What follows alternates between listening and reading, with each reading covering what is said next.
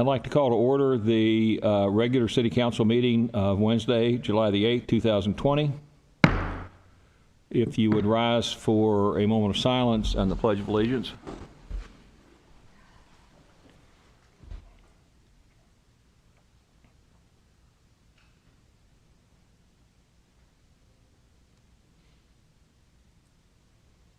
Thank you. I pledge allegiance to the flag of the United States of America and to the republic for which it stands, one nation, under God, indivisible, with liberty and justice for all.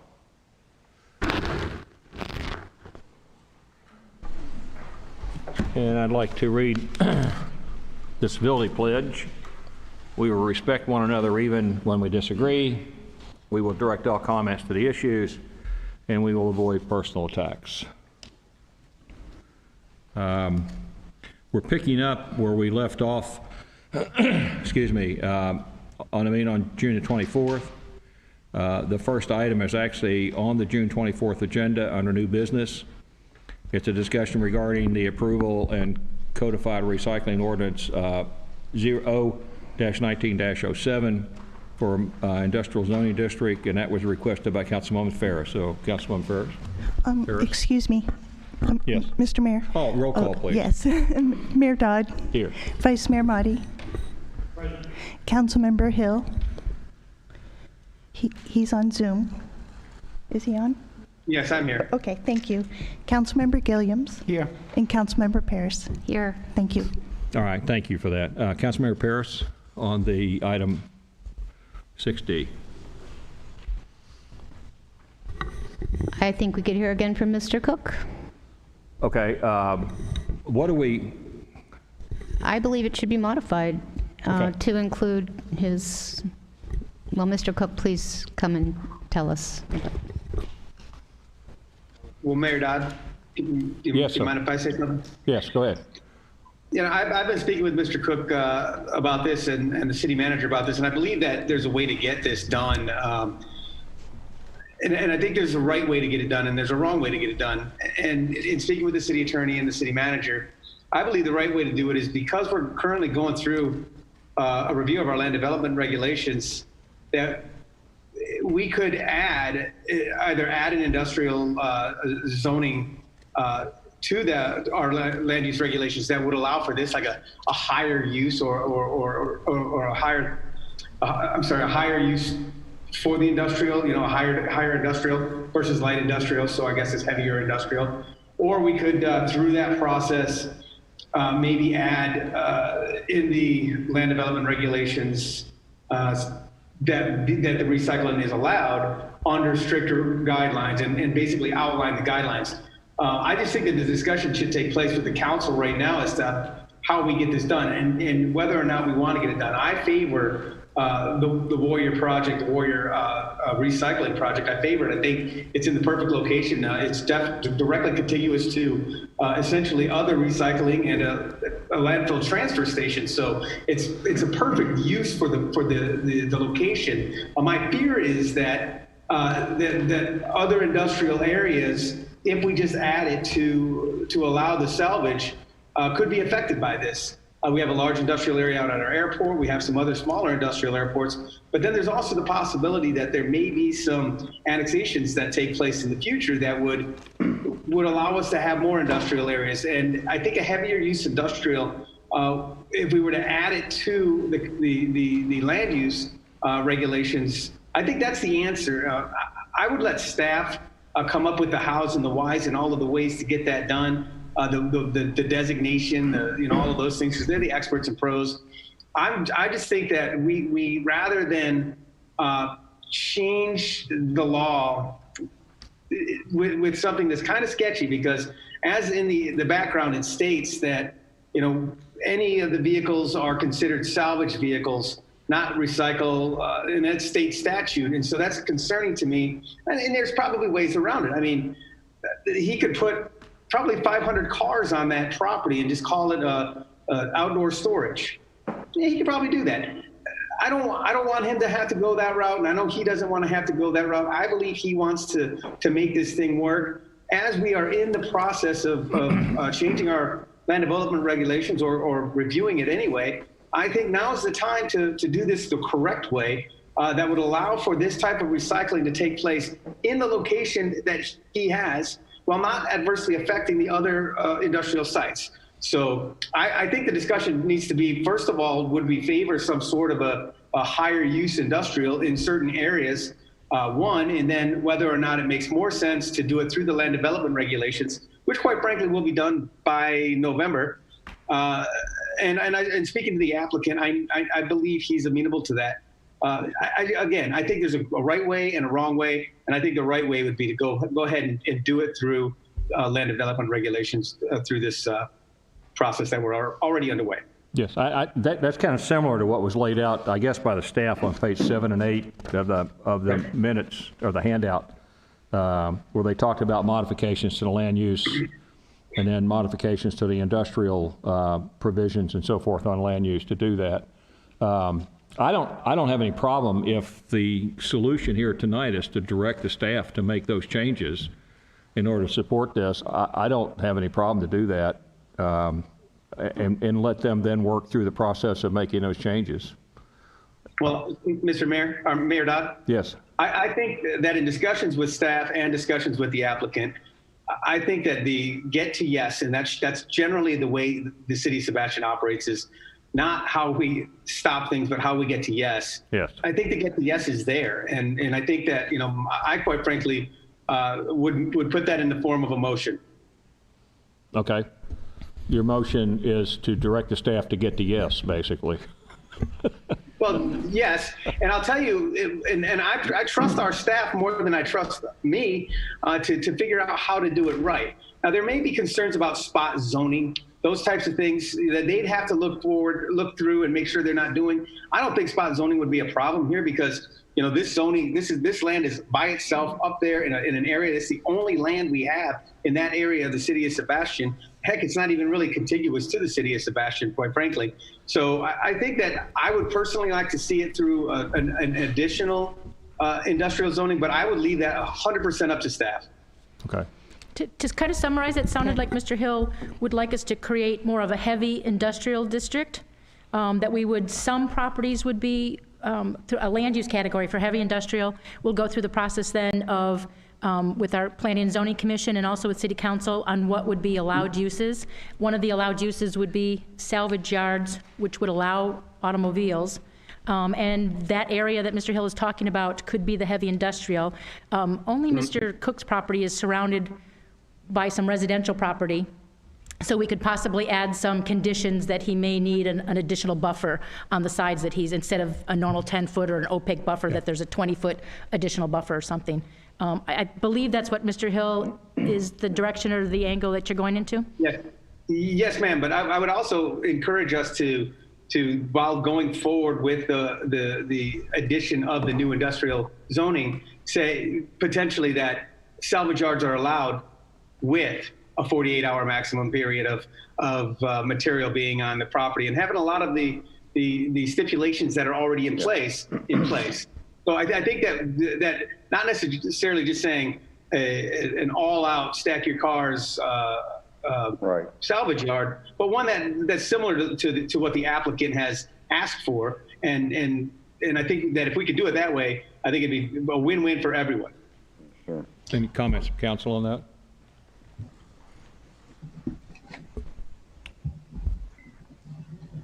I agree, and I think it's in an ideal location, and I can't imagine suddenly all these recycle plants popping up everywhere, and I think it would be really nice to grant Mr. Cook his plant after all these years. Okay.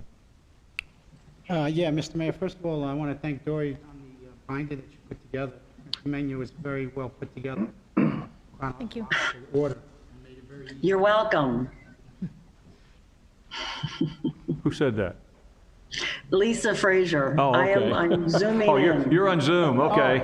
Oh, I didn't see you. Hi, Lisa. John, All of a sudden, there's voices John, in well place. done. You really, yeah, I can see you put a Lisa's lot of guilty. effort into that, and it makes our job a lot easier, so I want to commend the staff. Really good job. Absolutely.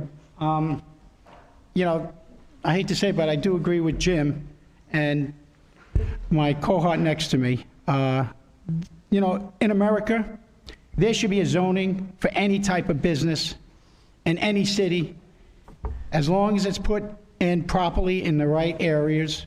I see that the industrial area, by making it heavy industrial, will carve out an area for this type of business, would be a good way to go. And since we are doing the comp plan and the land use plan, the timing is good. I'm looking for solutions and get people into business. Obviously, we have a lot of vacancies in this town, and we need jobs. So as long as we're not encroaching on our neighbors, I'm all for it. And I think it's the best avenue to take as far as the having staff look at it closely, the city manager, and come up with a way that we can accommodate the applicant and the neighbors as well. But I think that's a good alternative. Okay, I'm going to second Councilmember Hill's motion since it wasn't seconded, just to make sure it gets done. Vice Mayor Malte, do you have anything to say? No, I go along with this. Okay, but does the staff have what they need from the council if we approve this motion to move forward? City manager shaking his head yes. Yes, Mr. Mayor, we do, Okay, for the record. are we getting close to what you need? Lots of words. All right, fantastic. I have to open this up to the public, so I will open it up. If you'd like to speak first, you can. Thank you. Okay, thank you. Next person from the public who might want to speak on this, please. There's none in here. Is there anybody on? Oh, there is one.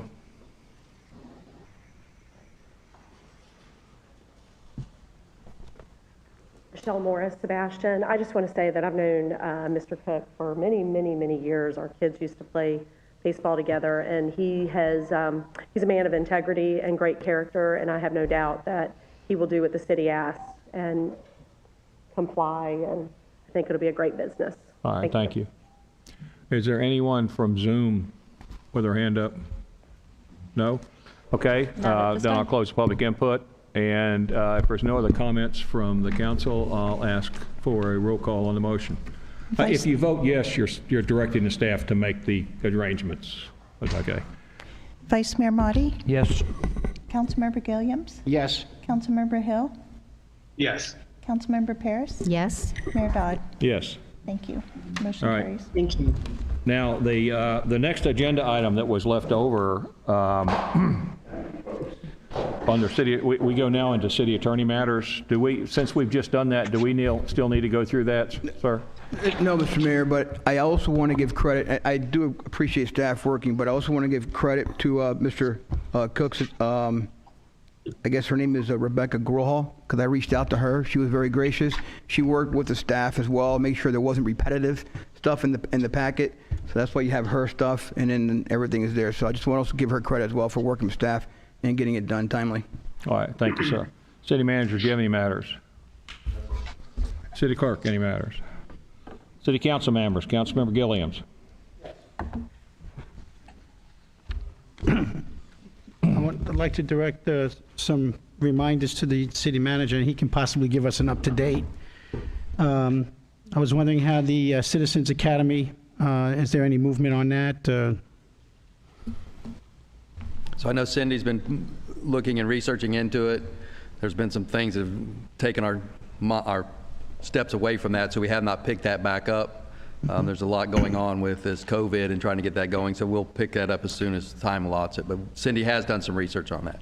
The other thing that I'd like to see in this community is the internship through the college and the high school with our kids, so that they can get involved with their community here up on the dais somehow, some way, where they can shadow council people. So if you can possibly, the college does have a program, and I'd like to try to reach out to them and see if there's any kids that are taking political science and get them involved at a young age so that they understand government. So I'm sure that you have that on your... We do that. We open it up for, and we've had a few interns, but... Okay. I would like to see the interns up here, maybe assigned to a council person. Get the consensus of council. We Yeah, can look at that. well, that's, I'm speaking to everybody in general. I think it would be nice, so maybe we can put that on a future agenda item to discuss. Is there a consensus from the board, Mr. Mayor? I don't have any problem discussing it. Does anybody else have an issue with that?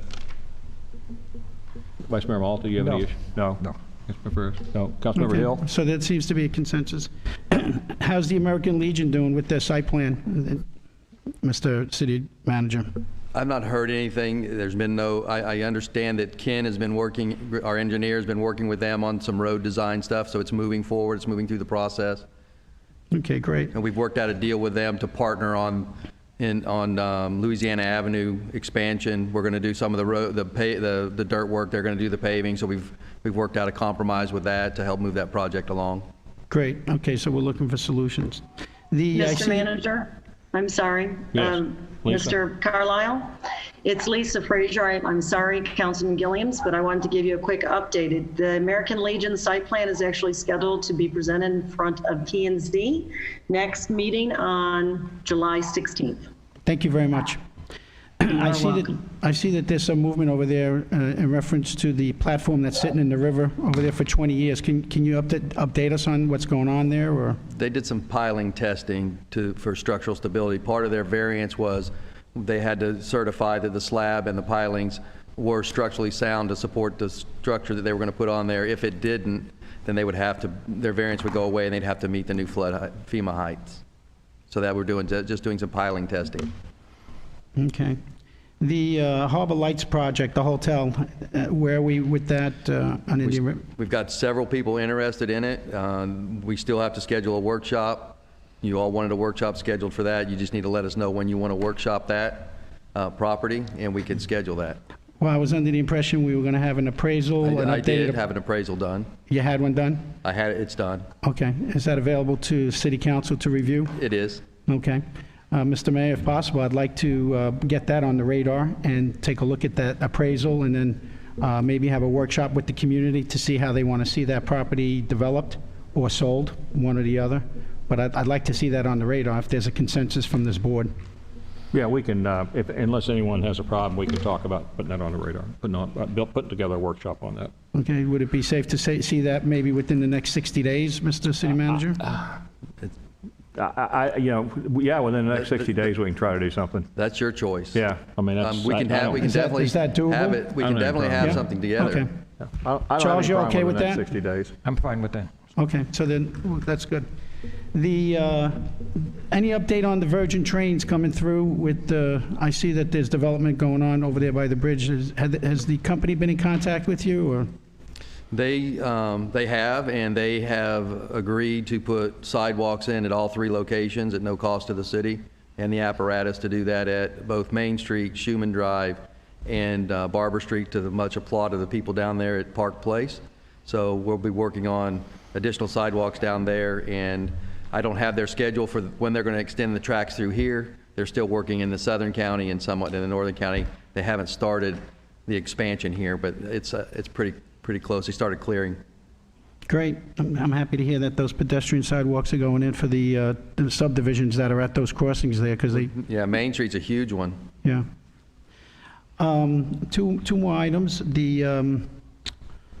There are businesses that are operating down there on Indian River Drive that are incomplete site plans. I'm not going to mention any names tonight, but if we're going to be a city with rules and regulations and policies and procedures, then everybody needs to either play by the same rules, or then we open it up for everybody to operate businesses down there without site plans. So I can get with you on that later, but I think it's important that we're consistent in everything we do. And last and final thing, with all this rain we've been having with the stormwater and the stormwater park, are the pumps operating over there? Yes, they are. They are operating. And we operate them quite often, contrary to We do. public opinion.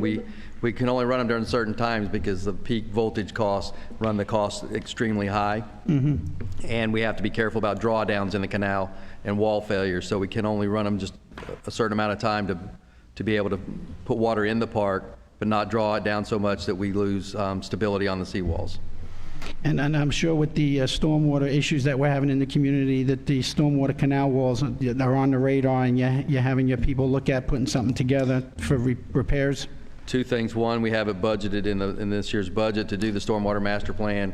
We have the Indian River Lagoon Council has supplied us with a grant writer to go after additional funds so that we can do a true stormwater master plan versus what has been in the past as a piecemeal plan, which is not cohesive.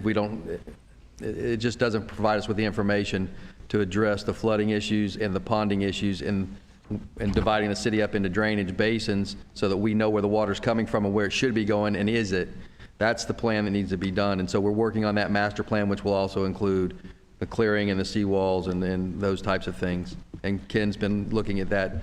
He's got a good plan of trying to actually try to get some federal dollars appropriations, because if we can do this master plan correctly, we believe that we can approach the federal government for annual appropriations to take care of that. But that's the plan. The last item was I sent you a note on March 9th when the virus was kicking off into the community, and I was wondering about testing back then. Do we have any testing going on in the North County? I know that there's been stuff talked about broadcast on TV, that CVS, Walgreens, where you can just walk in and get tested, but do we have any of that going on in the North County? I don't know of any of that. I know that we have testing going on at the fairgrounds on Mondays and Wednesdays, 8:30 to 10:30, and I'm still waiting for Miranda to try to set us up with testing here. But there's no appointments necessary for that Monday and Wednesday at the fairgrounds. So that's Monday and Wednesday from 8:30? 8:30 to 10:30. To 10:30. First come, first serve. First come, first serve. Okay. Yes, sir. Do we, when they find somebody who's testing positive, do they have a tracking system yet in place for the North County to track? I believe they do. They have the addresses of them. They don't release it, but they have it. So there is some. It's a HIPAA issue. They can't release the medical information. Okay, but I understand. So the health department does have something in place where they can track people down and have a system where it's on radar, where they know where all the hot spots are? I can't answer that. I don't work for the health department. I only know that they send us a situation report of the cases in each individual municipality. They don't tell us what the contact tracing is that they've done. Those are all HIPAA issues. So I don't have that information. Okay. Thank you very much, the city manager. But I can tell you the numbers are up, and we got to start paying attention. Yeah. I think it was 10,000 yesterday. Yes. For the state of Florida? Our numbers in Sebastian are up. The numbers in the hospitals are up. The numbers in ICU are up. And I don't want to get on a soapbox, but No, and it's good that we talk about this, because people have to understand there's only a certain amount of ICU beds in the community between the two hospitals. And, once we start really testing and we find out what's really out there, it's going to be a concern. And it's important that people, I understand how they feel about wearing and not wearing masks, but it's going to be mandatory very shortly. I see it coming. And I think that everybody should just work together with one another. Thank you, Mr. City Manager. Councilwoman Paris. I'd like to ask the city manager if he's gotten the contractor for the equipment needed to clean out the canal, so if he's gotten back to you. And also, I know there's been other suggestions That's about in leasing. 18A, I think. Oh, what is? Yeah. we had that on the agenda. No, that's fine. Yeah. There was a two-part question, Mr. Mayor, if I may. Yes. So the two-part question was, one, you had asked me about leasing equipment, and I have not been able to find any. I found a manufacturer that they've got some being made that they may rent to us, but he hasn't gotten approval to do that. But the contractor that we're using, that's on the agenda tonight, is willing to come in and do it and demonstrate their process. All right. I know this was turned down in the past, but because one of our citizens, Tracy Cole, said she'd like to see more workshops, I'd like to bring that back and remind the public that I believe our budget meeting is next Tuesday, and, we could see a detailed information on the garage project, because it's a pretty big expenditure there, so I welcome everyone to attend that meeting. I want to thank the new police chief. I've extraordinary work. I don't know what he's doing, but it's functioning such high levels. And thank Officer McKenzie for caring for my personal safety and his delightful sense of humor. And we can't talk about the annexation. That's all. Thank you. Okay, Vice Mayor Malton. Mr. Connell, do you have any information on what was printed in the TC Palm tonight on the comments by the county on annexation? I've not had a chance to talk with Jason about it, and I haven't read that article in the TC Palm, but, you know, we'll be meeting on that individually or in the executive session if you vote to have that, to talk about that. But, yeah, I haven't talked to the county about that. I'd urge all council members to look at that article. When was it in, today? I saw it tonight. Okay, so it's TC one that's Palm. going to be in like tomorrow probably, if you saw it tonight. Okay. Correct. I'll look at it. All right, thank you. Thank you, Charles. Okay, I only have one thing, and we're going to have our matters again at the end of this agenda, but it came up about the train, and I want to make sure everybody understands that the reason we're getting sidewalks at those 3 places and the reason we're getting quiet zone transmissions is because our city manager, Mr. Carlisle, negotiated that. That was not in the original plan. He is the one who made that happen, so I think we owe him a great gratitude, the fact that we're going to have sidewalks at Main Street and Barber Street, which is important to the residents at Barber who actually walk to the public store along that line there. So, and he did that negotiation, so I think it's important that we recognize that. Thank you, Mr. Mayor. Okay, and we're now on to... Councilmember Hill. Oh, I'm sorry, Councilmember Hill. No, I'm good. All Okay, good. sorry. That's what happens with Zoom. You're not in the room. I can't see you. Sorry. You don't want to see me right now. Oh, We're good. okay. All right, now we're moving into our July 8th, 2020 agenda. Are there any agenda modifications anyone would like to try to make to that agenda?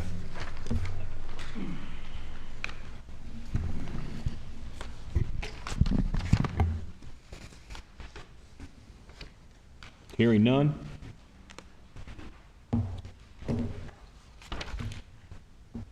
Okay, I'm going to move forward to proclamations. We have one proclamation. If Kim will come in.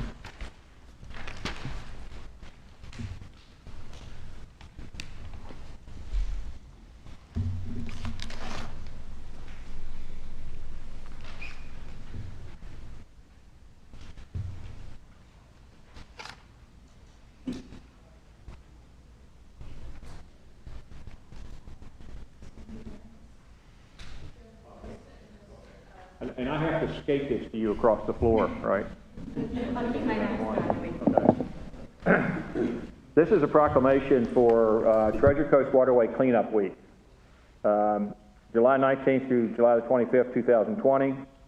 Whereas on Saturday, July 25th, 2020, the Marine Industries Association of the Treasure Coast, in conjunction with the Florida Inland Navigational District, will conduct their 13th annual Treasure Coast Waterway Cleanup. And whereas this event will attract over 1,000 volunteers who are participating in cleaning up the waterways of the Any River, Martin, and St. Lucie counties. And whereas 31 designated sites throughout the 3 counties will serve as registration and disposal sites for the volunteers to work out of. And whereas since the beginning, over 87.2 tons of trash have been collected from approximately 125 miles of waterways, with the expectation of a singularly larger amount to be collected this year with an increased volunteer effort. Now therefore, I, Ed Dodd, Mayor of the City of Sebastian, do hereby proclaim July 19th to 25, 2020 as Treasure Coast Waterway Cleanup Week, and encourage all citizens and businesses to participate in activities which will assist in the elimination of the accumulation of harmful debris in our waterways through best practices of disposal. In witness thereof, I hereunto set my hand and cause the seal of the City of Sebastian to be affixed on this 8th day of July 2020. And I just want to mention that this is something that normally brings a few thousand people out to the waterways. I'm not sure what COVID's going to do to the whole thing, but I know they're still going to try very hard. Yeah, I would like to add real quick that typically they open 28 public cleanup stations on the Treasure Coast, and 2 of those sites are in the City of Sebastian. Typically, it's the Main Street Boat Dock and the Riverview part. But due to COVID-19, we will not be opening the sites, and they're going to launch their first virtual cleanup. This will run from July 18th to July 26th. It's all week.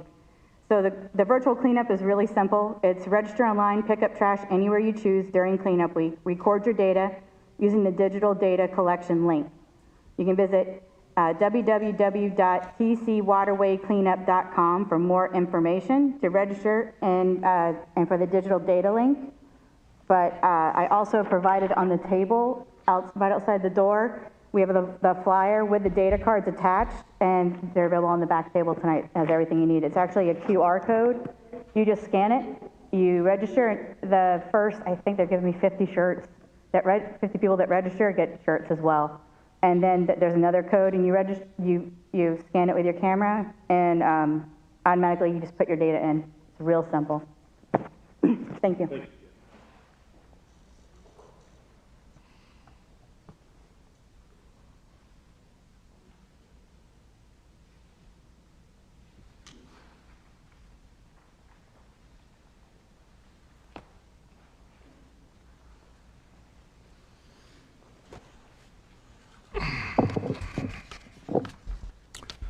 Okay, we're on to the consent agenda. Would anyone like to pull any items from the consent agenda? Yes, Mr. Mayor, the item E, the approved bill of sale of the utilities, just a... Okay. Any other items anyone would like to pull? One other thing, Mr. Mayor, if possible, because I had some requests. People at home don't know what we're approving. We're just calling it A, B, C, D. If possible, can we have somebody read into the record what exactly we are approving? I can do that. They understand what we're doing? All right. Anyone else have anything they'd like to pull? Okay, I'm going to move then that we approve items A, B, C, D, and F. Item A is the approval of the minutes from the March 18th regular meeting of the City Council. Item B is approval of the minutes of the May 14th special council meeting.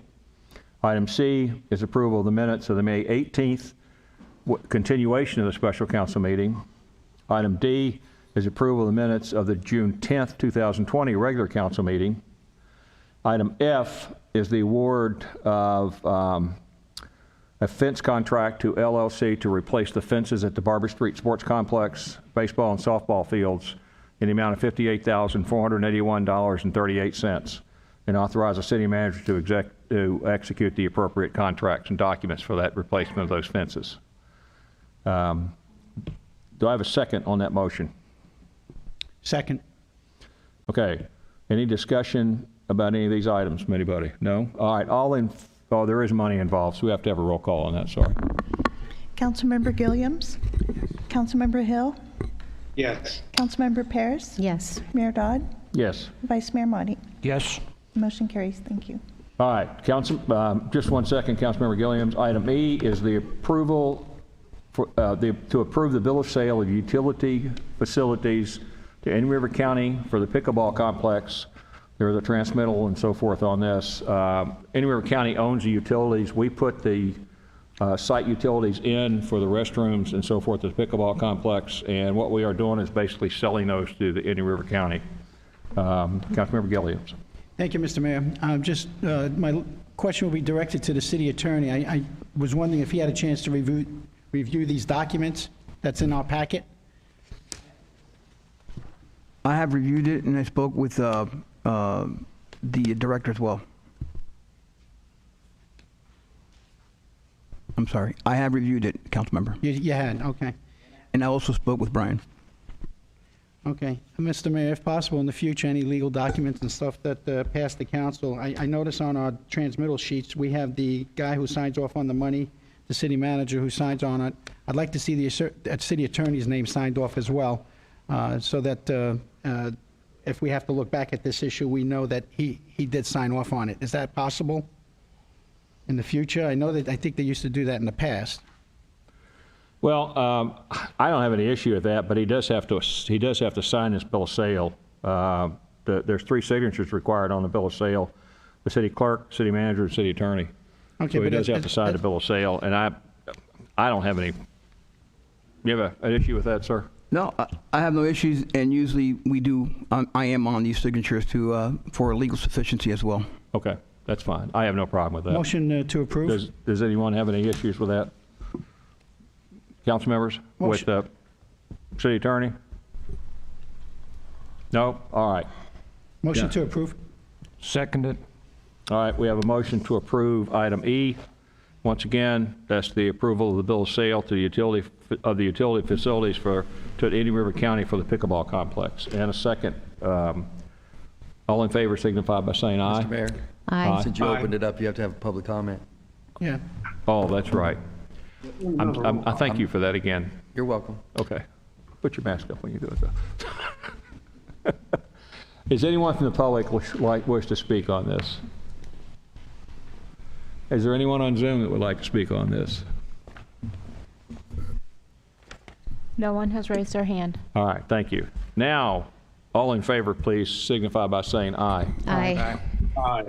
Opposed, same sign. Passes 5-0. All right, item 14 is committee reports. We have a some interview, if we choose to do that, on Parks and Rec. There are 3 positions open on the Parks and Rec Committee, and the 3 incumbents have all asked to stay on the committee. And so I will move that we appoint the 3 incumbents in their current positions. Second. Any comments from anyone? Is there any comments from the public? Mr. Mayor, I just want to thank them for their service. All right. It's a volunteer position, and we appreciate that. We need more volunteers. Yeah. All right. We have a motion and a second to reappoint each of these individuals to their current position. All in favor signify by saying aye. Aye. Opposed, same sign. None. Motion passes 5-0. No public hearings. Unfinished business. This is the approval of the resurfacing of the clay tennis courts at Friendship Park by Welsh Tennis Courts, Inc., in the amount of $23,300, and authorize the city manager to execute and approve the documents. Mr. City Manager. Yeah, Mr. Mayor, as you know, we had brought this item up to you at an earlier meeting, and it was asked that we look at asphalting those courts. Mr. Benton went out and received quotes of $244,600 $244,600 to remove the clay, put in the base, and asphalt. It didn't include replacing all of the fencing and some additional poles. So that estimate would probably be closer to $300,000. We had Tim Rose also give us a quote, and it came in around the same dollar amount, but he wasn't going to do any of the fence removal. And it was $23,000 to resurface it. Mr. Benton brought this before the Parks and Rec Board. A lot of public comment on it at that meeting, and they requested that we do the clay, maintain them as clay, for the simple fact that it's easier on the elderly. The annual maintenance cost, based on the research, is pretty much the same. When you take it every 7 years, you're going to have to recoat the asphalt courts. The cost, overall cost for service would be minimal for change, but the upfront expenditures would be extensive. Okay. So we'd ask that you would authorize us to go forward with the resurfacing of the clay courts with the proposals that were provided.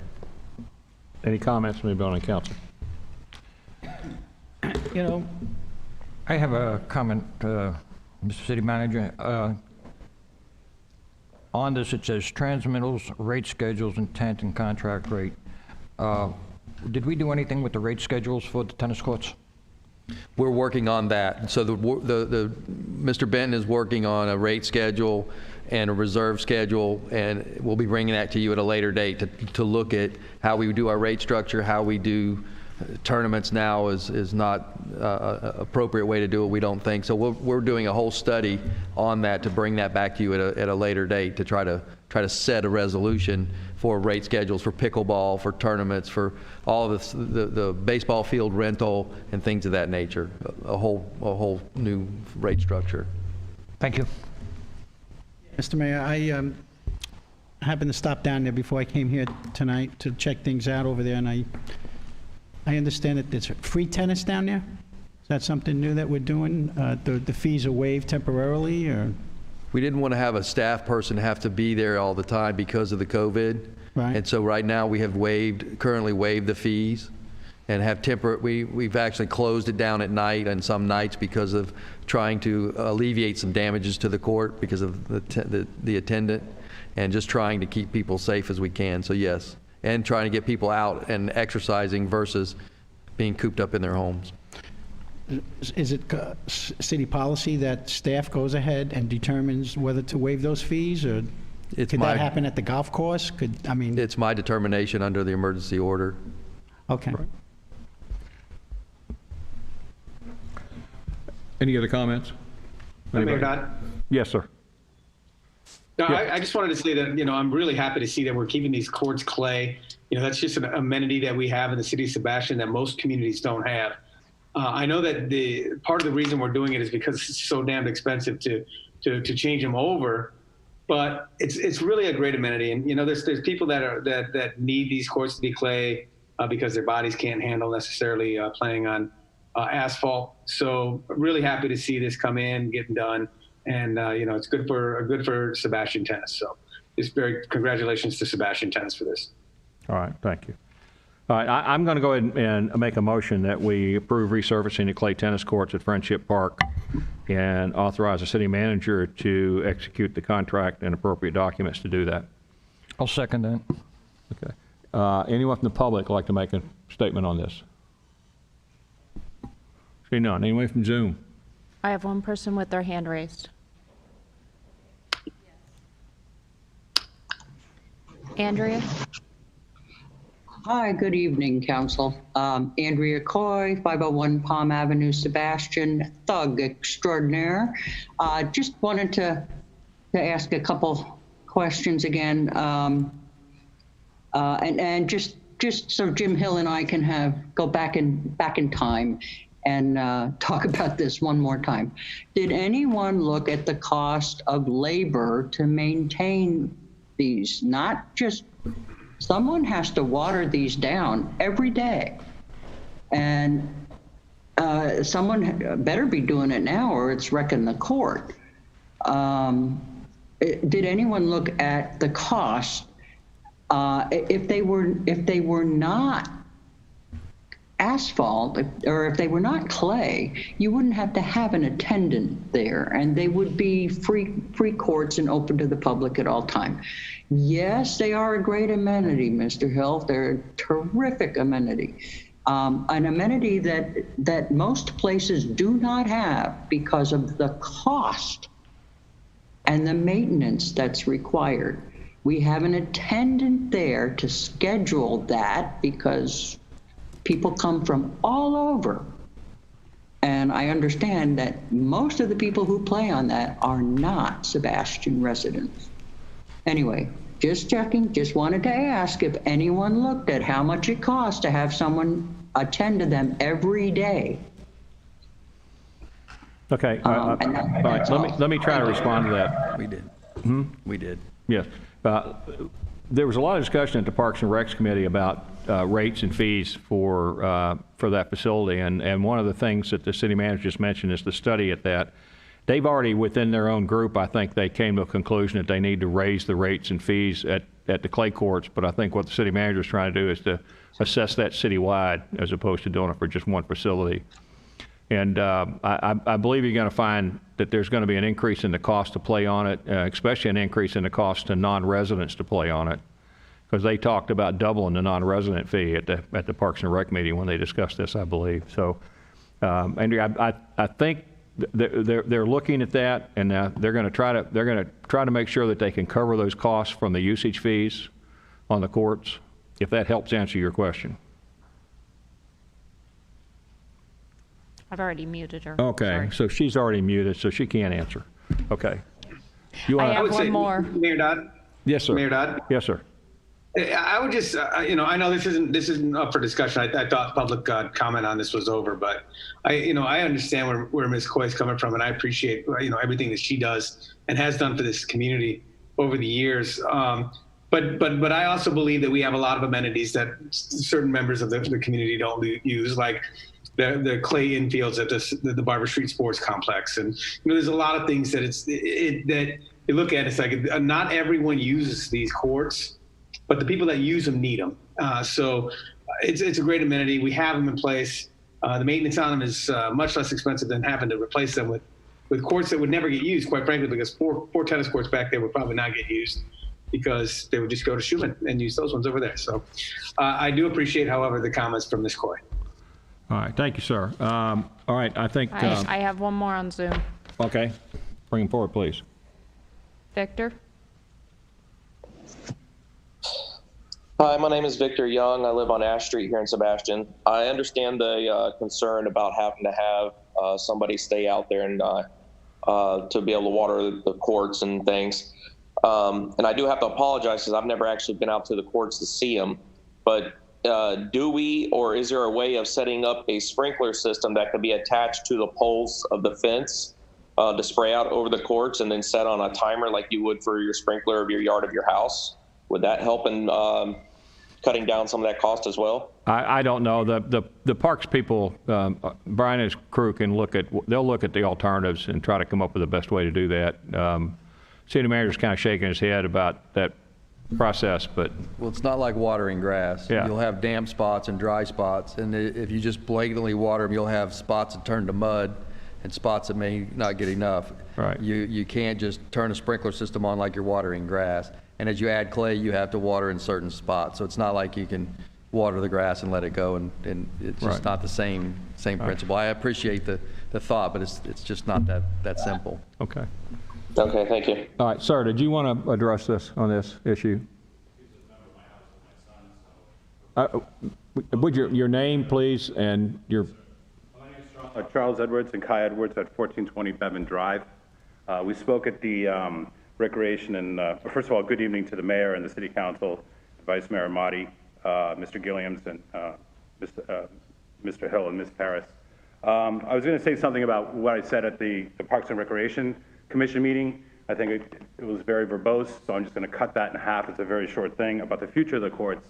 And I tried to make, first of all, I tried to make it very, very straightforward that right now is not a good time to be making any big decisions about the clay courts other than maintaining them, because we don't know what the future is as far as real estate, property taxes being paid, city coffers, muni bonds, whatever. So I think Mr. Benton's proposal, or it's not really a proposal, but his idea of just maintaining the clay is a good idea. So I'm for that. But I did want to say something about the future, and I mentioned in the last meeting that the clay courts are one of the many, many unique things in the city.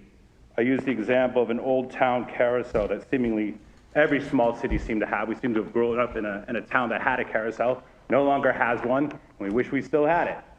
And I think the clay courts, once they're gone for good.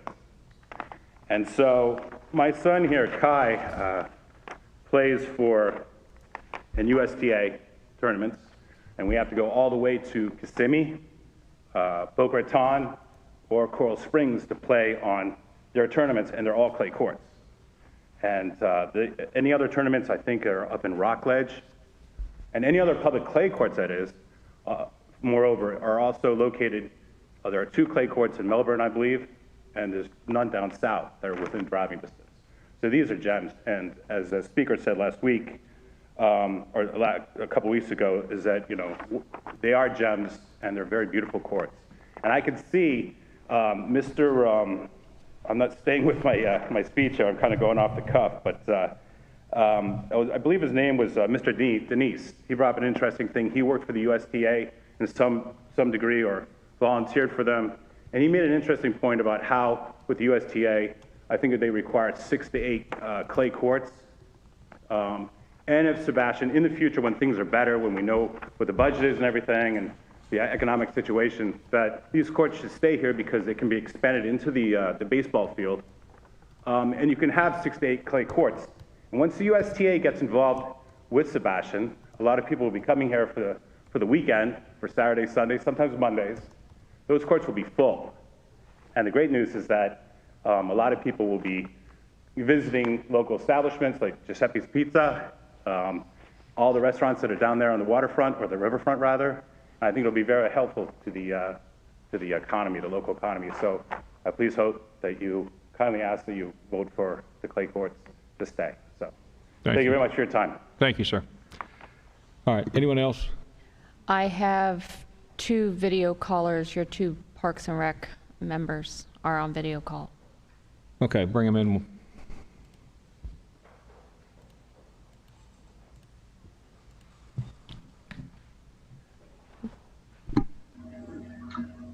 Yes, this is John Denise. I'm on the Parks and Rec, and being my name was mentioned there, I was on the board of directors with the USTA Florida section at the time these courts were presented, and we did a study for the city of Sebastian, and what we found is that the break-even point was 6 courts.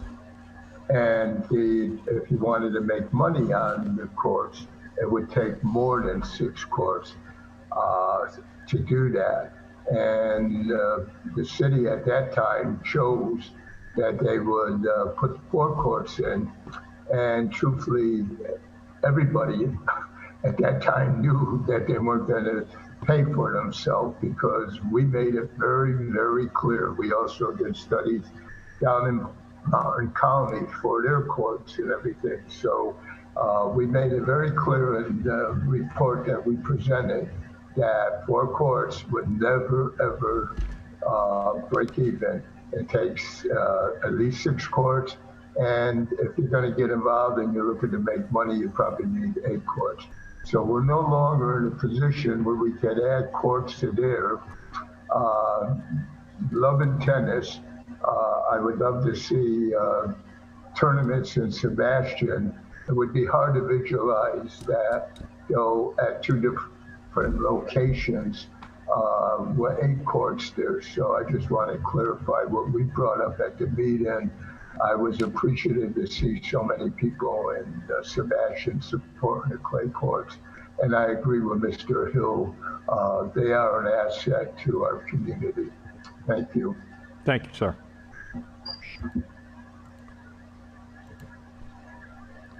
Go ahead, Ms. Busler. Hi, my name's Joanne Webster, and I'm on the Parks and Rec. And I just want to let everybody know that there were a lot of people that came out to the meeting and in favor of the clay courts and keeping them clay. It's an important feature that we have.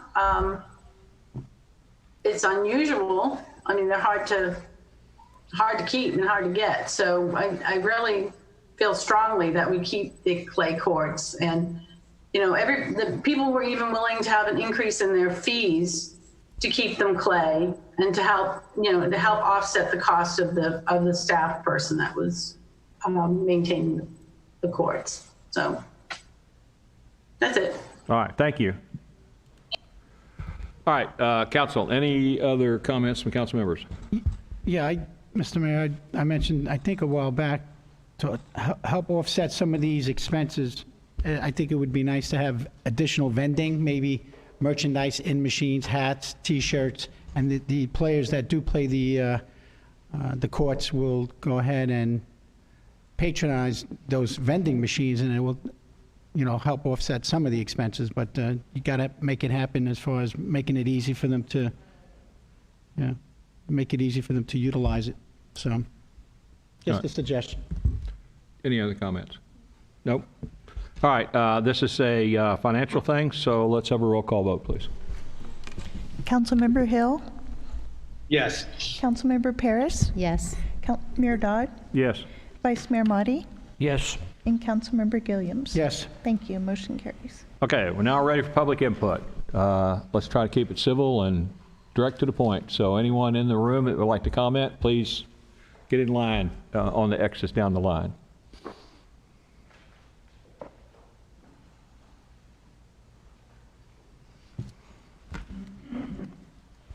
Good evening, Mayor. I would like to just take this time to say how much I appreciate the city employees, the lawyer, the city manager, and Jeanette, and the guys that hold all of this together. And I'd like to thank you, Mayor, and Councilman Hill for keeping everything as civil as possible. And I'd also like to ask that Councilperson Pam not use my name to promote her useless workshops and twist what I asked for. That's not at all what I said, and I'm not in agreement with endless workshops. So I wanted to let her know I don't like her using my name. So thank you. Thank you, ma'am. Michelle Morris.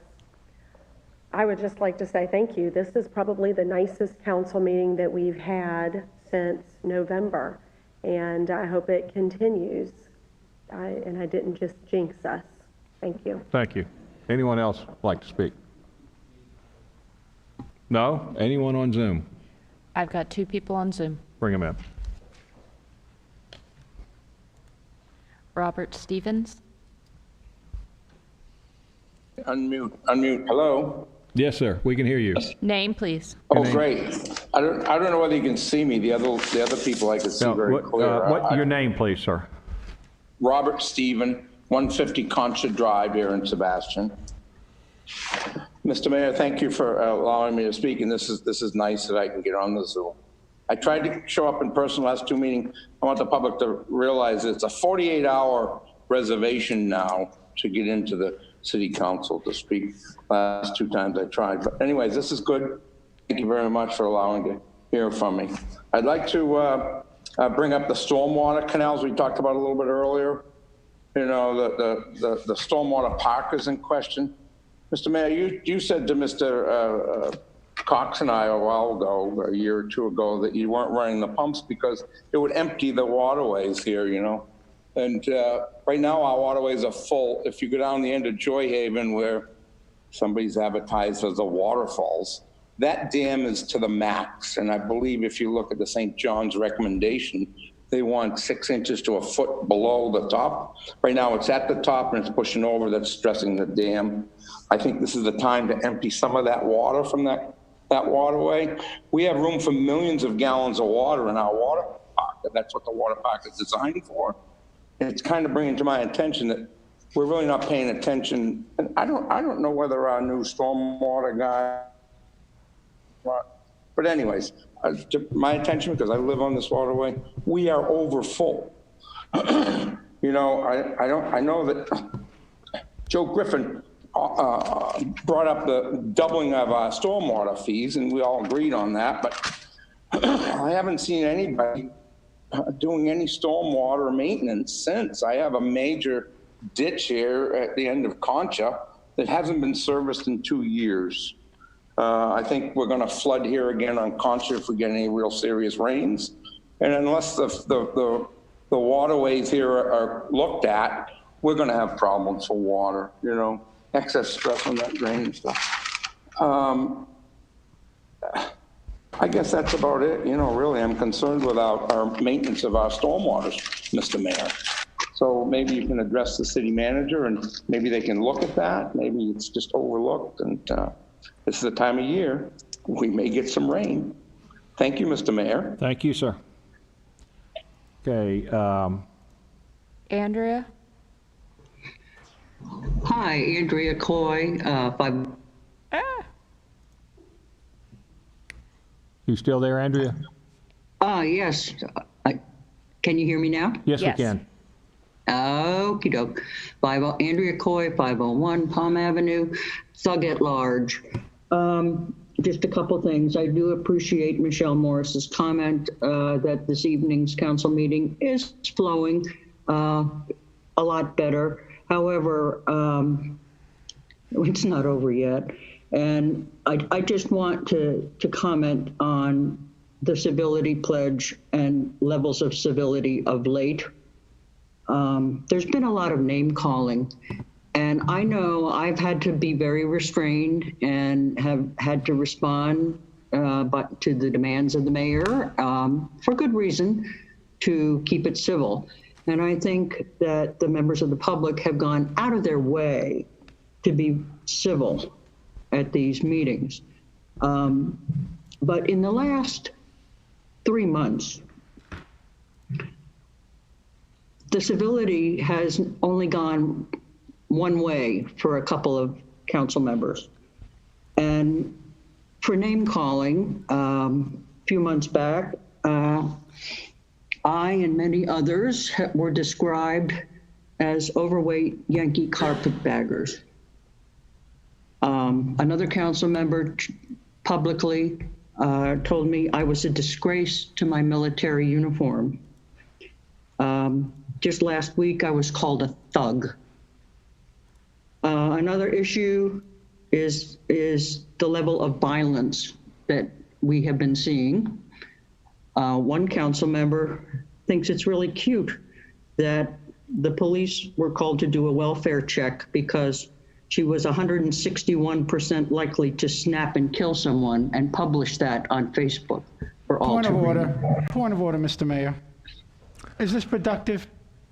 Really? Yeah, Andrea, Come on. kind of hold off if you can, please. I mean, it's- really? Yeah. I would ask, I'm trying to bring some civility back, so. Well, we're waiting for apologies, Mr. Mayor, and it's nice that you're trying, and so far so good, except there was a lot of damage done.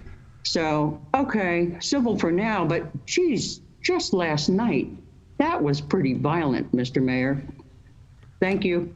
Thank you. Anyone else on Zoom? One more. Sebastian resident.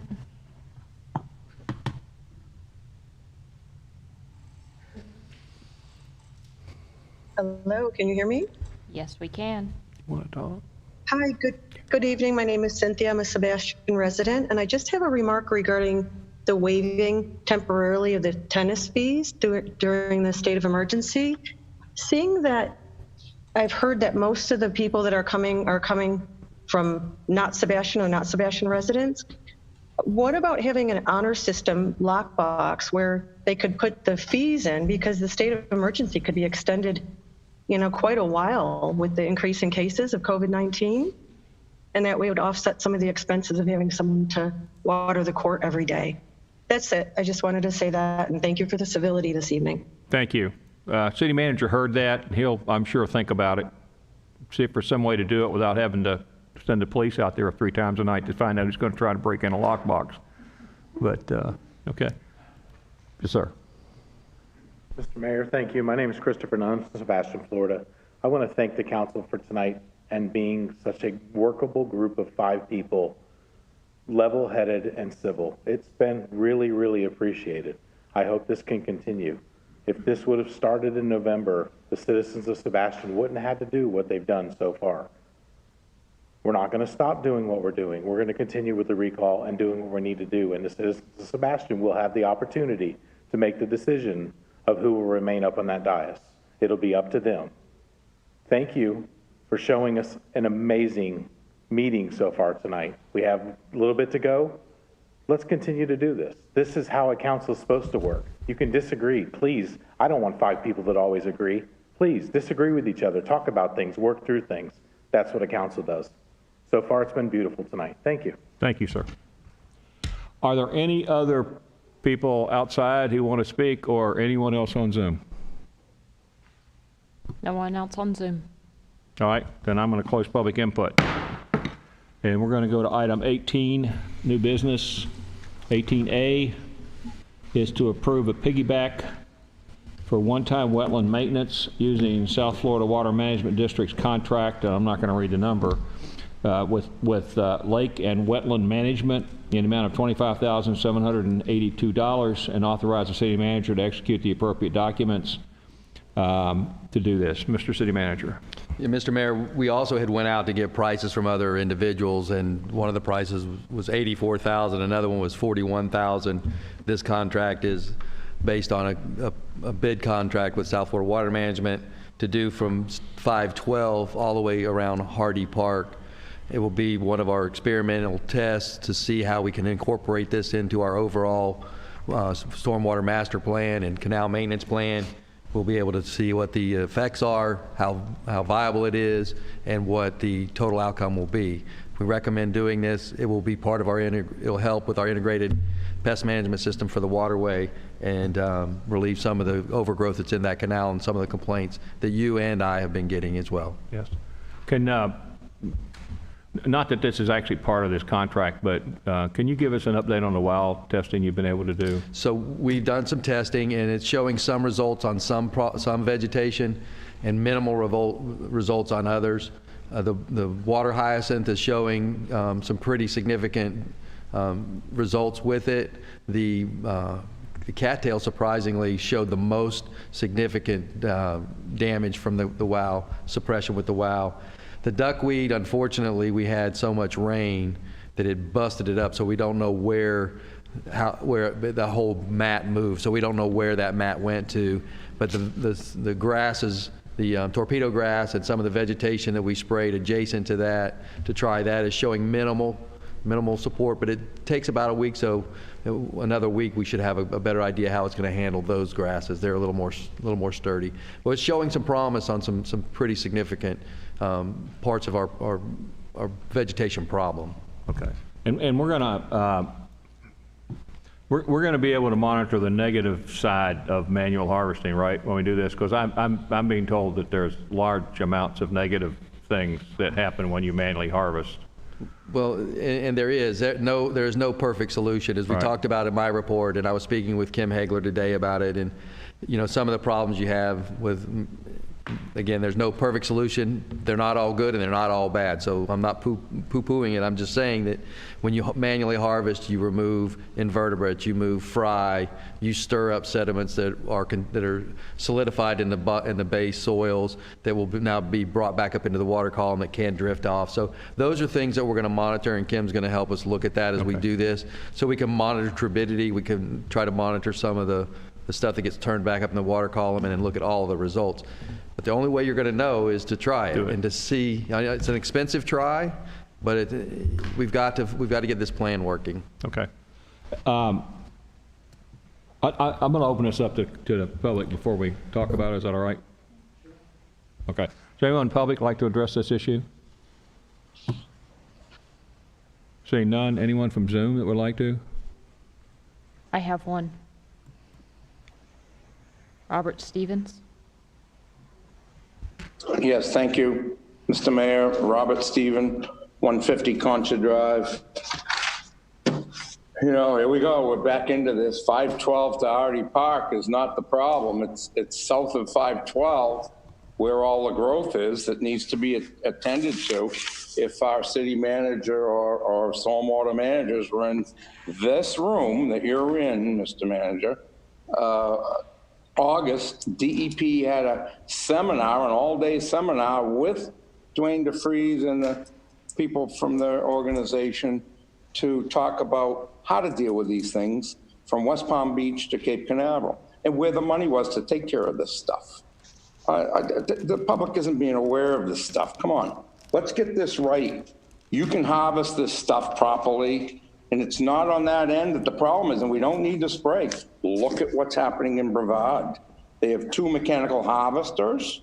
They're harvesting the stuff. They're not killing it and sending it to the bottom to increase the eutrophication of the waterways. They're doing the right stuff. Why aren't we paying attention, Mr. Mayor? We need to be paying attention to our waterways. We have one of the biggest disasters in the country happening right here. Please, Mr. Mayor, ask your city manager to pay attention, get educated. Thank you. Well, I'm going to respond to that because thank you. I think that's not true. He is getting educated and he is paying attention.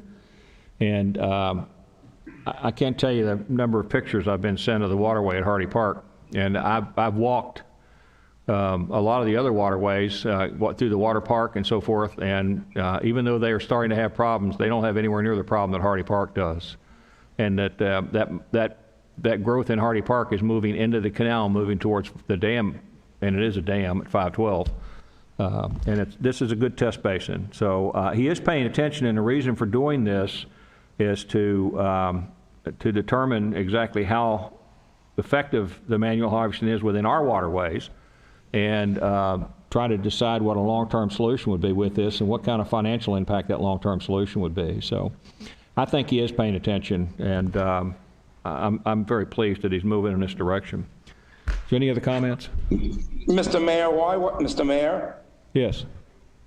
Why wasn't he at the seminar in August? I don't think that's material to this discussion. At the seminar in August. I don't think that's material to this discussion at all. Of course it's material. No, it's West not. Palm Beach oh. No, I'm it's not. sorry. Thank you. I'd like to comment, Mr. Mayor. Yes, you may.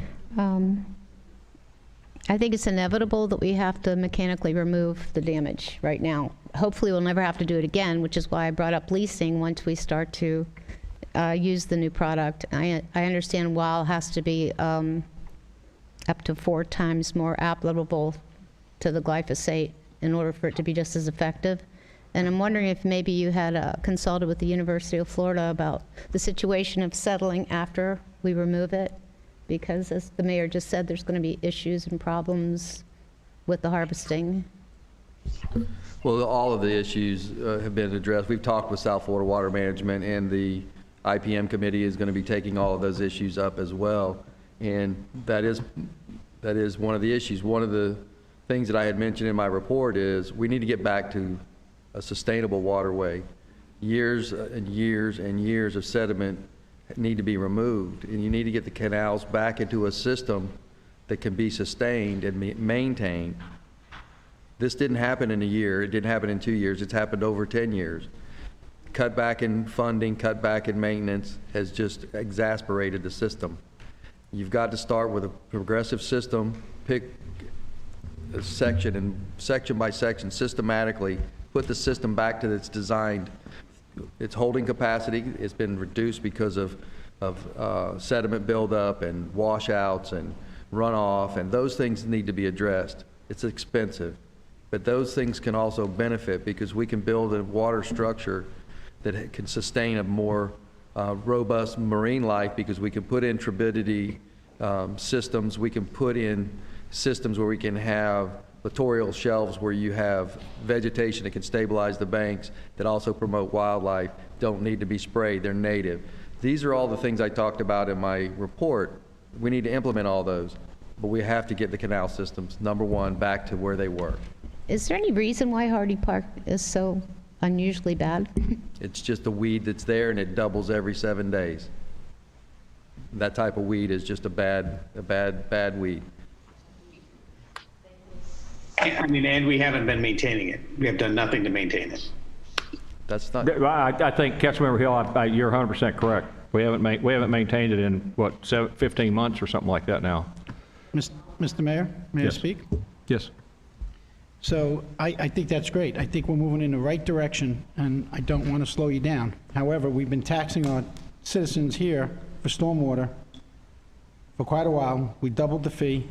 We've got a lot of money in that stormwater account, and I've been here since November. We're now going into July, August. I looked at the contract here for South Florida Water Management. This is not something new. They've been in contract for 3 years. I don't know why we waited this long, but I'm looking for solutions. I just think we could have moved a lot quicker, because my phone has rung off the hook, and people in passing in the community, and it's just happened too slow. Whether it's political, I don't know. I don't care. I just want to get the job done. So whatever you can do to expedite this, Mr. City Manager, and get through with your testing. The funds are there, so that's not an excuse. I see the bidding that transpired with South Florida Water Management, and I see how it's structured.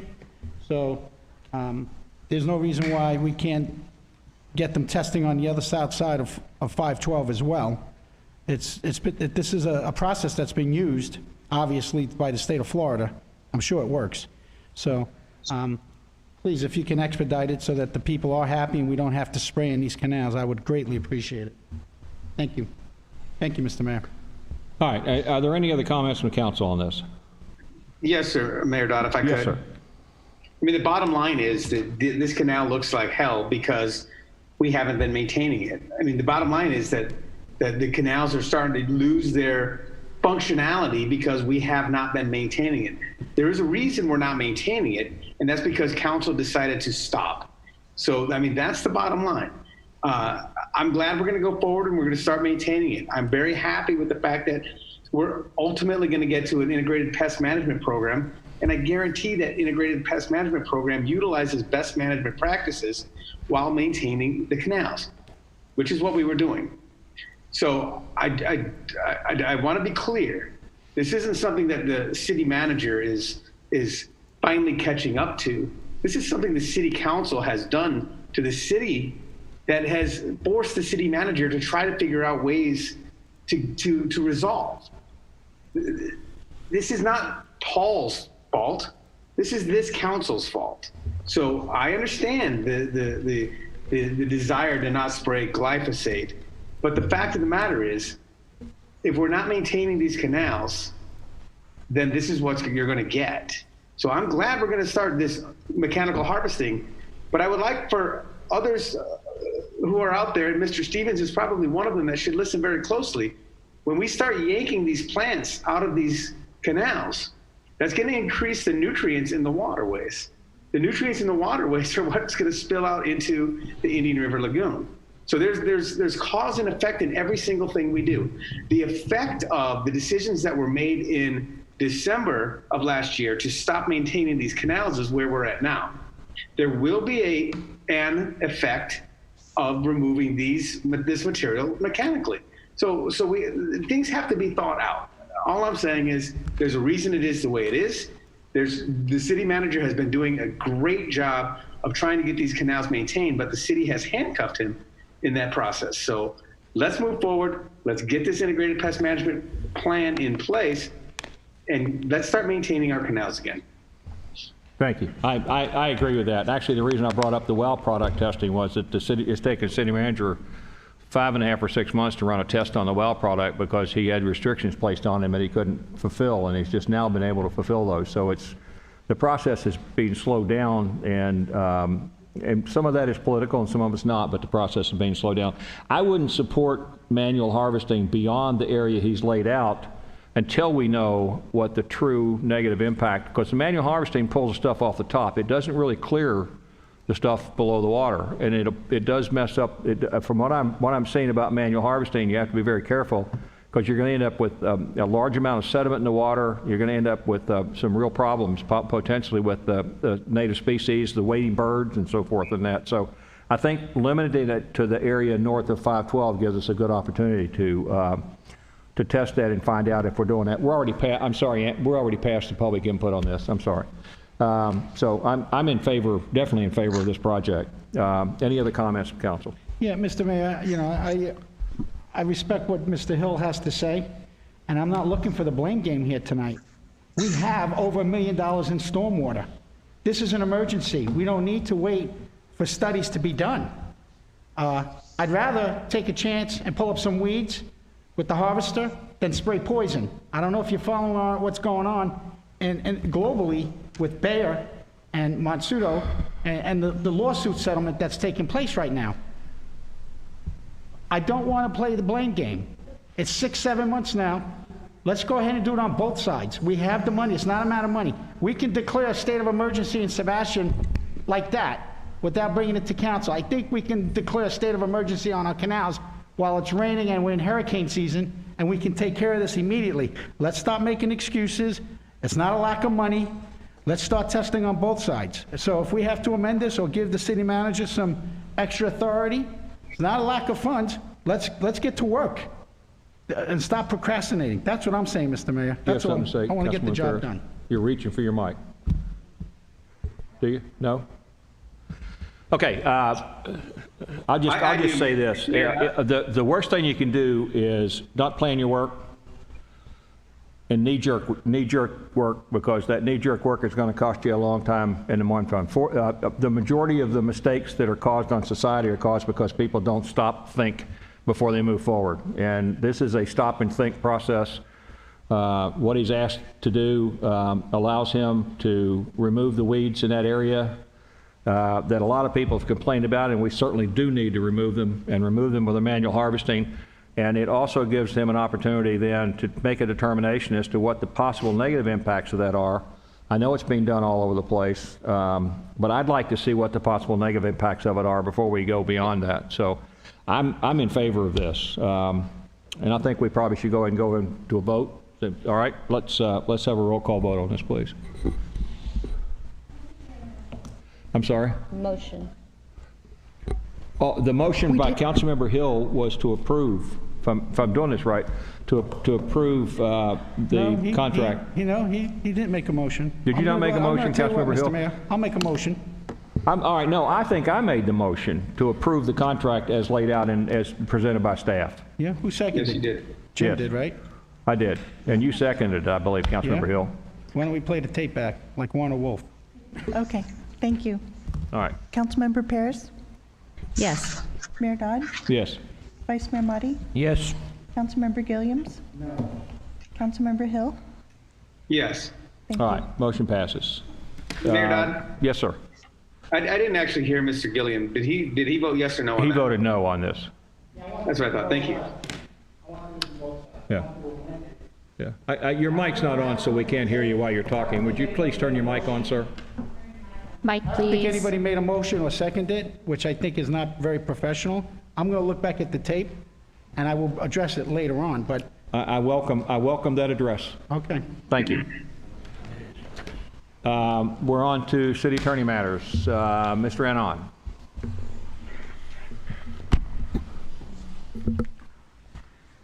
Thank you, Mr. Mayor, council members. I have actually two items to discuss today briefly. We'll just go with the more important one, and then we'll go into a second item I would like to discuss with council. First of all, as we all know, the order already came out from the Audubon back on June 30th of 2020. Both city manager and I spoke with Mr. Abbott, who's the outside attorney in this case, and he has agreed to obviously meet with council and have some discussions where we go forward. At this point in time, like I mentioned yesterday, obviously it's still confidential. It's still considered, we're still within litigation because we're still within the parameters of any kind of potential appellate or appeals.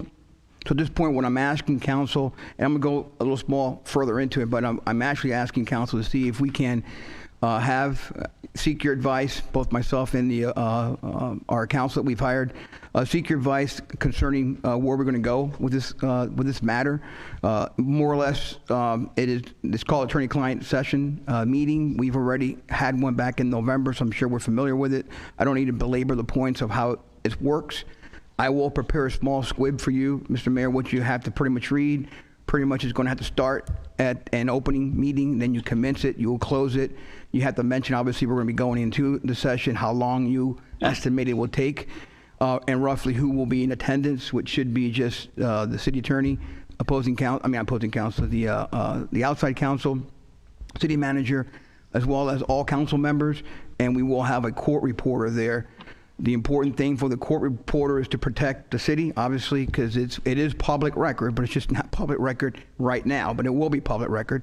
So she or he will transcribe everything we say from wall to wall. So the day we open up to the moment that we close, it will be transcribed. So all that will be public record once litigation is over.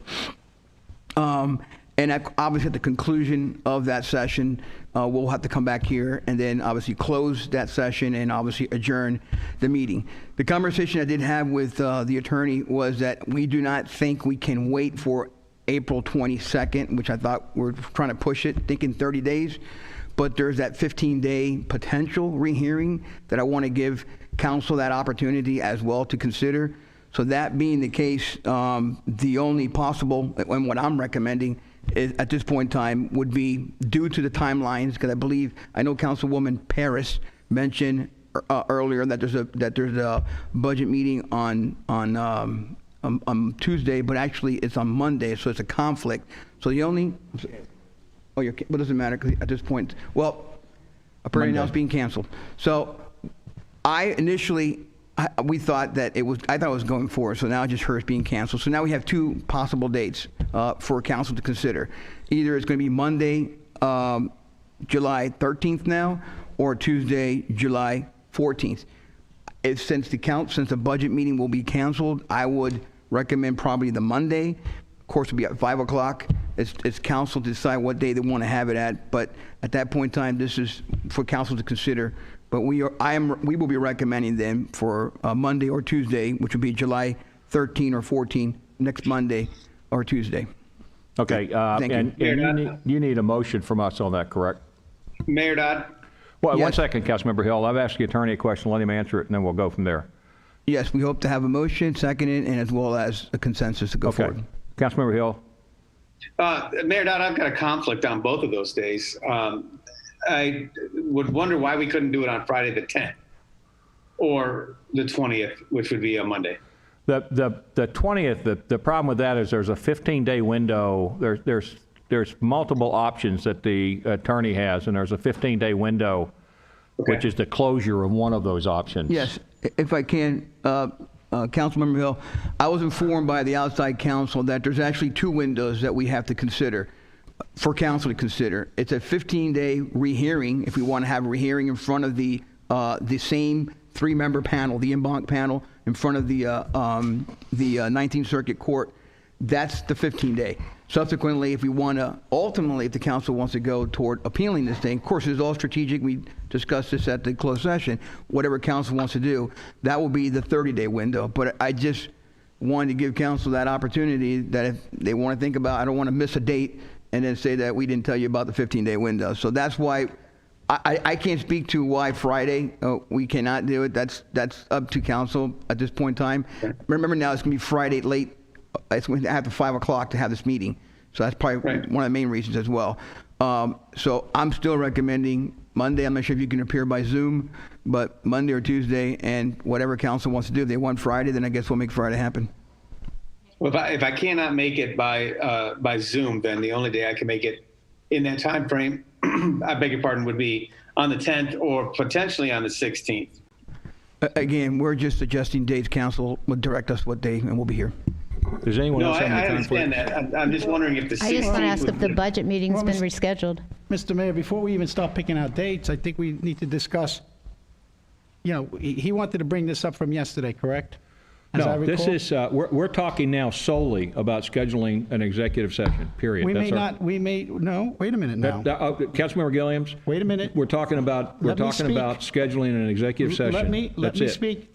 First of all, this is not an actionable item under our matters. It's not listed as an actionable item. We don't do actionable, all we do is consensus. That's number one. Number two, Mr. Mayor, as I recall yesterday, Charles wanted to get and maybe Charles could elaborate on this. He wanted to get an understanding of the breakdown on how this was all going to play out.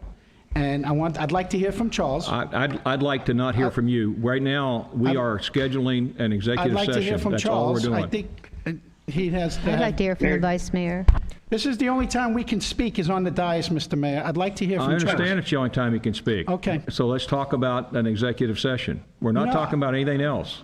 So And the he's Vice going to Mayor have an wants to opportunity. talk. I'm going to ask him 1 second to say what he wants to say. But we're not talking about anything except for scheduling an executive session. That's the topic we're talking about. Mr. Mayor. That's the only topic. Mr. Mayor. Now, Please. Mr. Vice Mayor, would you like to say something, sir? Where I was going last night was to get the executive council meeting held that we'd be doing close quarters as soon as possible so that we can take a vote on this. Okay. That was where I was going. That's what I want to have accomplished. That we get the vote, we say either yay or nay on this, and put it to bed. Okay. So what it looks like right now is that we've got, do you have any conflicts between Friday, Monday, Tuesday timeframe on this, Mr. Vice Mayor? Any time conflicts? Monday and Tuesday, I have no conflicts. I may have a conflict on Friday. Okay. Well, how about, if I may interject, Mayor Yes. Dodd? How about, if Friday's an issue, how about the 16th, which would be next Thursday? Once again, that's the problem with the 15-day window. The 15-day window is up on the 15th. And so the option that the attorney is going to ask us to discuss on the 15-day window is not available if we don't make a decision prior to the end of the day, 14th. Very well. I'll be very happy to meet on the 13th or 14th if I can meet via Zoom. Yes, you can. Otherwise, Yeah. that's possible. Okay, perfect. Yes, Zoom is it's acceptable for you to come in on Zoom. The actual, I believe the outside counsel is going to come in on Zoom also. So we'll do it in the second floor conference room where we can do that without Mr. a Mayor, I problem. still have a few more questions. So, Councilwoman Ferris, do you have any issues with the conflicts at times? Mayor Dodd? I'm sorry, I can't hear you. Just a second, Councilman. Not that I'm aware of from here, but I'm not at my office, so I wasn't prepared to answer your question. I'd have to. Okay. Mr. Mayor, first of all, how did this all get started? Who directed the city attorney to contact the hired attorney? Who directed him to do that? It takes a consensus of this board. Okay, Councilmember Gilliams, there's a state statute. I'm asking who I'm answering your question right now. There's a state statute, and I can ask him to read it, but The state statute lays out the conditions under which a city council can have an executive session. I'm aware of that. The very first condition, number one, is it has to be initiated and scheduled by the city attorney, not the city council. He is the individual who by state statute does this. How did he know we wanted to appeal this? There was a vote yesterday. That's exactly what the executive session is about. You're going to get to make all the arguments you want in that executive session. I move that we hold the executive session on Monday the 13th at 5 p.m. I'll second that. All right. So you're going to be able to make all the arguments you want at that executive session, and we're going to make a decision. There's going to be yay or nay voting, and whatever's decided is decided. But it's going to be decided in the executive session, because it's an act of litigation, and we cannot make that decision in public. I don't want to talk strategy in front of the public. I understand that. Okay. But I don't think we're getting way ahead of ourselves. Then you can vote no on this motion. Was it you, Mr. Mayor, that directed the city manager and the city attorney to get with that attorney? No, the city attorney actually just a few minutes ago directed me. He took it upon himself to contact That's his job. It's his job to do that. That's his job. Hire that attorney. That is his job.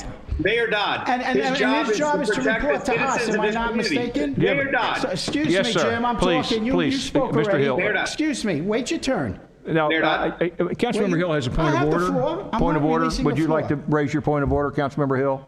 Oh, you're going to Yes, sir, I would. He's been here for 20 years. Yes, I would like to make my point of order. My point of order is that the city attorney is doing his job to protect the citizens of Sebastian from litigation. That's exactly what he's supposed to be doing. So no one has to direct someone to do his job. So I think this is kind of a ridiculous conversation that we're having, understandably, okay? But I would suggest that there's a motion on the floor and there's a second. I'm Is there any objecting to that. discussion on that motion? Is there any discussion on that motion? I think would be appropriate. And you're correct. And so the discussion is purely on the motion to have it on the 13th at 5 o'clock. I thought we don't do motions and take actions under matters. That's what Jim told us last time. That's what's on the record. The city attorney brought this to us and asked us to provide him insight. Oh, so we're going to play by different rules, Mr. Mayor? Is that how this works? I mean, I'm kind of confused. Help me out here. I know you're confused. This a consensus, So Mayor here's Dodd. the problem. Enough. Would you Wait a minute. suspend, please, Councilmember Gilliams? Would you call the roll on the motion? A yay vote means we have a special, we have an gonna object executive to this. session on the 13th at 5 o'clock. Okay. My calendar's not open. Mayor Dodd, Yes, yay, yes. Vice Mayor Motti, Yes. Councilmember Gilliams. I'm objecting. I'm not voting.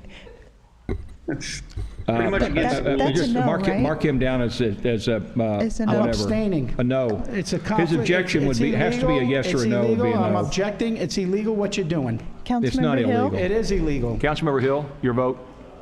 Yeah, Mayor Dodd, I would suggest that this needs to be done by consensus, and I would agree with you that this is the day and time that we have it, and that gives you a consensus. So let's move forward. Your vote is yes? Councilmember Yes. Hill? All right. Okay, and Councilmember Paris? Monday, the 13th at 5 p.m. Yes, ma'am. Yes, ma'am. Yes. All right, we'll schedule that Monday, the 13th at 5 p.m. I'll get the court reporter. City manager, do you have any matters? Your Honor, I had one more issue. Oh, I'm sorry. City attorney has one more matter. The other issue I have, Your Honor, is just tomorrow I'll be sending out the information to all the council members, as well as, I know Paul had one for the next week. I'm going to be out on military orders. Unfortunately, because of the COVID-19, we weren't able to do our annual training. I'm required by federal law to put in the 2 weeks training, 14, 15 days. So really much what we're doing now is 5-day blocks. 13 through 17, I have orders. 20 through 24th, I have orders. 27 through 31, I have orders. That being said, I will still make myself available in the evenings. Obviously, I'll be here for the Monday. I'll be here for the planning and zoning. I'll be here for the 22nd. And obviously, I always make myself available like I did last time by phone and review anything I had to review by my computer, which I'll have up as well. But I just want to make the council aware that I'll be on orders for the next couple of weeks. Thank you. Thank you for your service. Mr. Mayor, Mr. could I ask the city attorney, do we have to state that how long we guess the executive session will take? At the meeting, when you open the meeting up. Okay. Yeah. Thank you. Mr. City Manager. So I have one item. It's the accessible dock the construction is going to be starting on that next week. with the red snapper season, they're not going to close that ramp during Friday, Saturday, or Sunday. And on the weekends, they're going to move everything out of the way. So the ramps will be open, but they're going to be over the next 3 weeks for that ADA dock, just letting the residents know that we're trying to get that done and impact them as little as possible. City Clerk. Okay, next on the line, Councilmember Hill.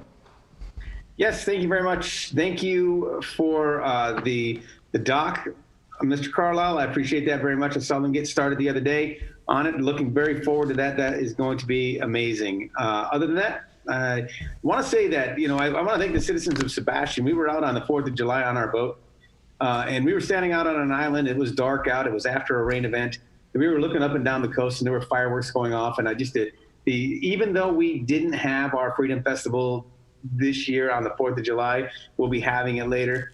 I felt a sense of, patriotism, and I felt it was amazing to be standing out on that island. We blew off some fireworks, and we were just looking up and down the coast and seeing fireworks going off. And, you could just see that you can't stop Independence Day.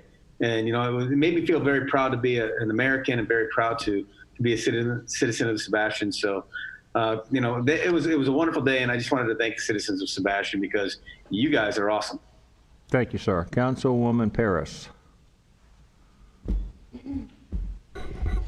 Well, I'm happy I didn't have to bring this up in a point of order, but I just want to remind, may I apologize to the citizen that was upset that I mentioned her name, but to remind everyone that this is a chamber of business and not a platform to promulgate petitions or avenue for recall advertising. I want to remind everyone that I have my own records. I know my situation. You don't have to remind me.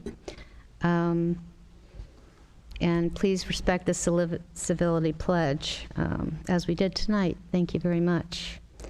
And I'm glad that we're uniting a little better. This pandemic is getting worse, and just remind everyone to be kind. Thank you. All right, thank you. Vice Mayor Malte. I want to remind the council members and Mr. Carlisle and City Attorney to review the comments made by county that's been posted in the paper. I think this is going to be very important that we review this and understand what they're saying. All right, thank you, sir. Actually, yeah, maybe we can get the city to, well, we can look that up without a problem. It was on the TC Palms webpage? Yes, it was. Okay, we can look it up without any problem. Councilmember Gilliams. So, Mr. Mayor, I'd like to make a few points here without being interrupted. When people got up to speak on the public input, I sat here, might not agreed with what they had to say, but I respected them, and I didn't interrupt them unless they were not following the civility pledge. What I'm about to say is, I understand that it hurts some people's feelings to the extent that it's costing the taxpayers a lot of money to file these lawsuits. The first question that I'd like to ask the city attorney, being that the city of Sebastian lost that lawsuit against Audubon Society, or maybe the city manager can answer this, the city attorney who was there at the time overlooking this process when it was going through, was he an employee or was he a contracted attorney, Mr. City Manager? Do you know? He's a contract employee. He's a contract, so that means he carries errors and omissions? I don't have that information. You don't have that information? I don't have his contract in front of me. Okay, I think most attorneys carry errors and omissions. So that leads me to this, that he overlooked that annexation and we lost, and now we're talking about an appeal. We spent $30,000 to $35,000, if I'm not mistaken, the first go-around, which I was totally against. And now we're getting ready to, and being that we lost, we're going to pay the opposing side whatever their fees are, $30,000, $35,000, $40,000. So we're going to be about $70,000, $75,000. So I think maybe this is something that we should start thinking about. It's called a claim against the former city attorney's errors and admissions. Okay, somebody's going to have to pay for these mistakes. We hired him to oversee due process properly at that hearing that annexation hearing, and we lost. So now we're talking about throwing more money at this. And in fact, it's going to be over $120,000 in legal fees before we're done. If we continue. Councilmember Hill has a point of order, please. Would you suspend? Councilmember Hill? See, Jim, I respected you. I didn't do a point of order Councilmember Hill, for you. Gilliams, would you suspend while the point of order is raised? Sure. Councilmember Hill? Mayor Dodd, we have just, on the very last item, set an executive session to have this discussion. I'll be glad to have the discussion. I'll be glad to discuss the annexation with every single person in the entire world. I don't have a problem with that. But this isn't appropriate to start having this discussion in public immediately following the setting of an executive session to have this discussion. What's his point of order, Mr. Mayor?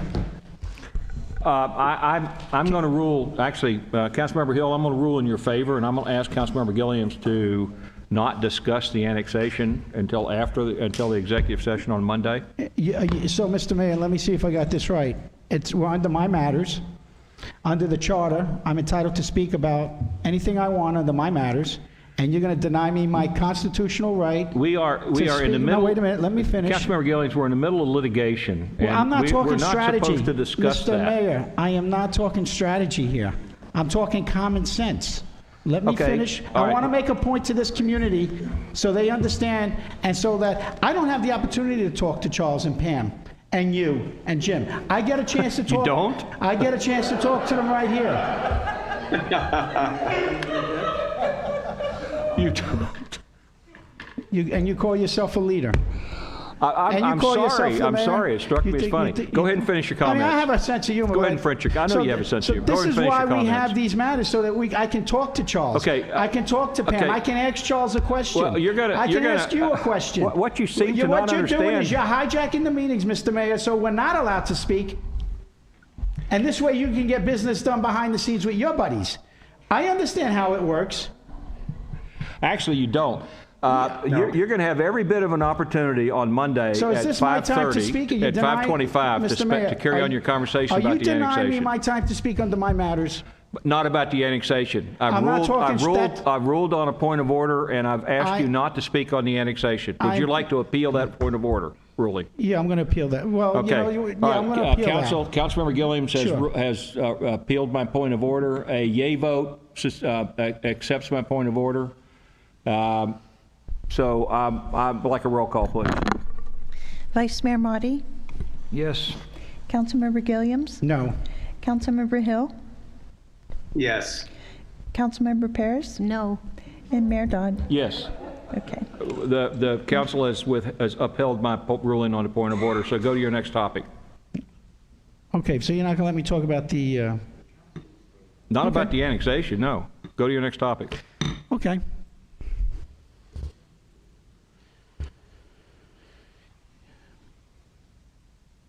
You know, Mr. Mayor, I still love you. I'm sure of that. But you know, what you do here, every night we have our meetings, you purposely distract and disrupt every time I speak.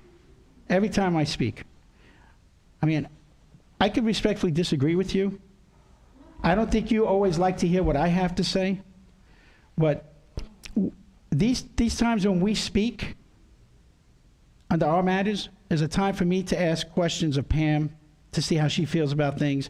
I don't have to ask questions because I know how you feel about things, but it's a chance for me to talk to Charles and see how he feels about these things. And because you guys don't want to have workshops, we can't meet in the chambers to discuss how they feel about issues.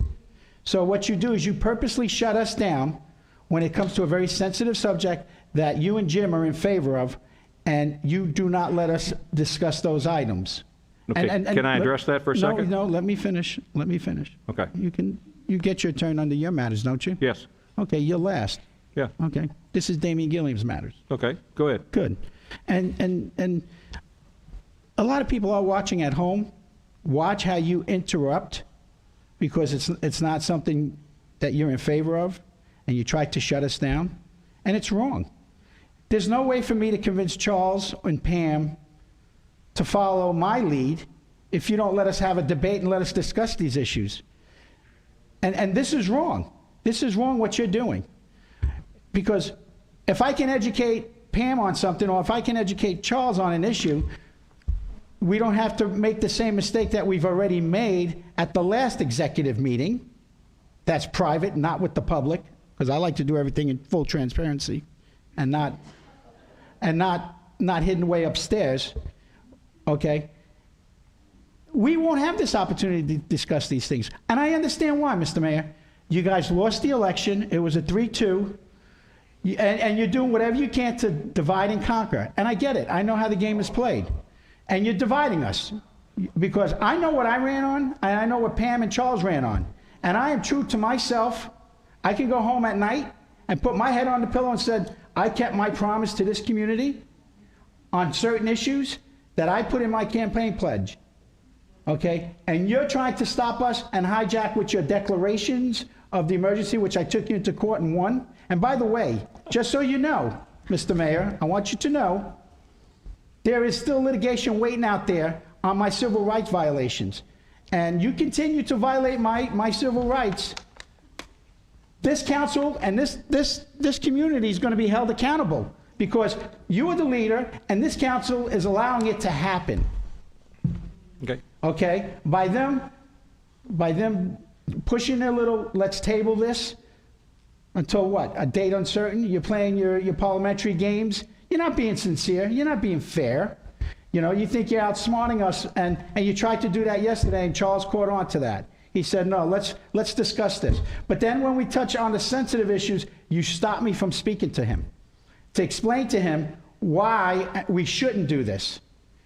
But you want to do it privately, and you don't want to do it in front of the public. And it's wrong. And November's right around the corner, Mr. Mayor, and I wish you a lot of luck. I wish you a lot of luck. Are you finished? I am done. Okay. Thank you. I'm going to address some of your matters. You will have every opportunity on Monday at the executive session to try to convince anybody you want to convince to do whatever vote you'd like for them to do. There are legal ramifications that require that it be done in that meeting. I know you don't understand that. I understand you choose it. not to understand that. I understand it. Okay. Declaration of emergency. You did not win that. The judge ruled that the declaration of emergency that I signed was perfectly legal. The judge ruled that the city manager was the emergency management for the declaration and that the actions he had taken were perfectly legal. What the judge said was, it's about time you start having meetings. You didn't win that case. You've lost that case. Civil rights violations. Your attorney has canceled the civil right violation provision of your case in order to get it moved back to circuit court and out of federal court. So you ran from that one. All right? You did run from that one. And now you want us to talk about trying to get money back from an attorney who has represented this city on the case. How are we going to get our money back from the case that Mr. Beckhart has filed over sunshine law violations that he's expanding? How are we going to get our money out of that case? You're getting ahead of yourself, aren't you? No, I'm not getting ahead of myself. You sure are. I'm not. Okay?